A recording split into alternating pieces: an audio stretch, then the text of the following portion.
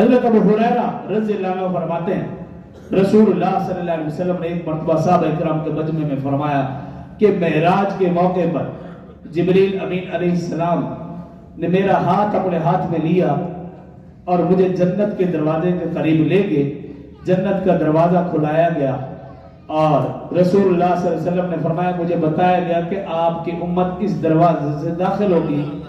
اس دوران سیدنا ابوبکر رضی اللہ عنہ یہ بات گفتگو سن رہے ہیں, برداشت نہ ہوا, فوراً عرض کیا رسول اللہ صلی اللہ علیہ وسلم کاش اس وقت میں بھی آپ کے ساتھ ہوتا اور جنت کا دروازہ جو کھلتا ہے یہ منظر میں اپنی آنکھوں سے دیکھتا. یہ خواہش ظاہر کی, لیکن رسول اللہ صلی اللہ علیہ وسلم نے کیا فرمایا, اے ابوبکر سنو, اے میرے صحابہ گواہ ہو جاؤ, میری امت میں سب سے پہلے جو جنت میں داخل ہوگا وہ ابوبکر رضی اللہ عنہ ہے. سبحان اللہ, ماشاءاللہ. اور پھر ایک مرتبہ حضرت ابو ہریرہ رضی اللہ عنہ راوی ہیں, حضرت عبداللہ بن عمر رضی اللہ عنہ بھی راوی ہیں, دونوں نے یہ روایت کی ہے, ترمذی شریف کی روایت ہے.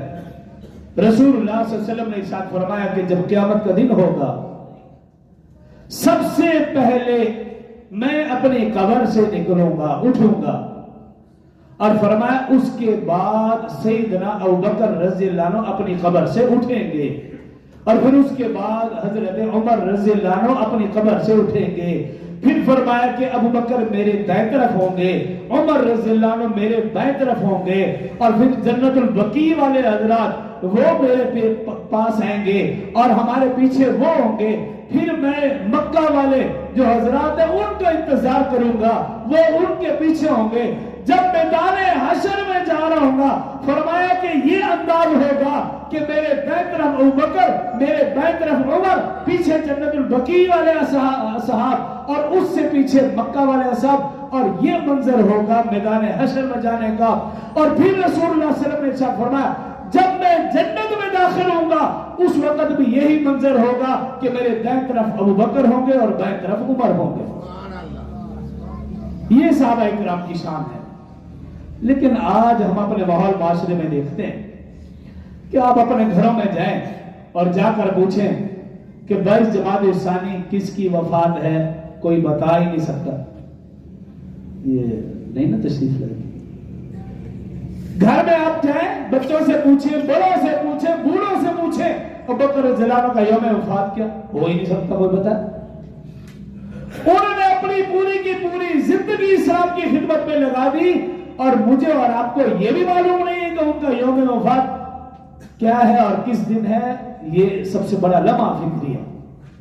اور اس سے بڑھ کر یہ کہ ہمارے ماحول اور معاشرے میں, کل ہی میں بھی ایک جگہ سے گزر رہا تھا, ایک بدبخت نے اپنے موٹر سائیکل کے پیچھے جو نمبر پلیٹ ہے وہاں چھوٹی سی تعریف تھی جس کو میں پڑھ کے حیران, یہ کل کی بات ہے, ممبر رسول پہ بیٹھا کو جھوٹ نہیں, وہ جملہ میں پڑھ کے حیران ہو گیا.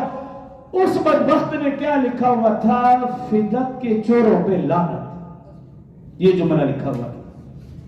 اس کی وضاحت میں نہیں جانا چاہتا, میں صرف ایک بات آپ کو عرض کرنا چاہتا ہوں.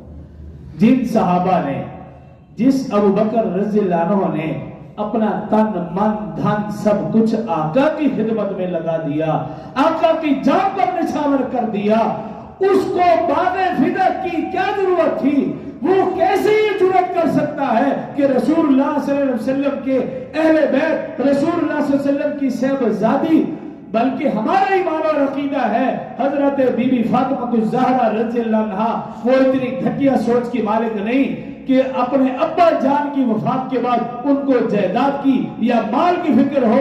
میرا اور آپ کا ایمان اور عقیدہ ہے اور ہونا چاہیے, اہل بیت اعظام اگر چاہتے اللہ رب العزت کے حضور ہاتھ اٹھاتے, اللہ ان کے لیے سب کچھ حاضر فرما دیتا. تو ان کو پیسوں کی ضرورت تھی, مال کی ضرورت تھی, یہ باغ فدق کی ضرورت تھی, ایسا کچھ بھی نہیں. یہ افواہیں ہیں.